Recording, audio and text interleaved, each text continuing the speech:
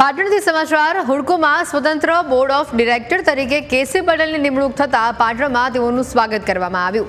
ગોલાપુર ખાતે બીજેપીના કાર્યકરોએ ઘઉં, બાજરી, જુવાર, મકાઈ સહિતના 15,000 કિલો અનાજથી કેસી પટેલનું સન્માન કર્યું છે। સભામાં કેસી પટેલે પાટણના વિકાસ અંગે વાત કરતા કહ્યું કે પાટણનો વિકાસ રૂંધાઈ રહ્યો છે। અન્ય જિલ્લાઓની સરખામણીએ પાટણમાં ઉદ્યોગો કે કોઈ ડેવલપમેન્ટ થયા નથી। પાટણના વિકાસમાં અવરોધતા પરિબળમાં પોલીસની હપ્તાખોરીની નીતિ પણ જવાબદાર છે।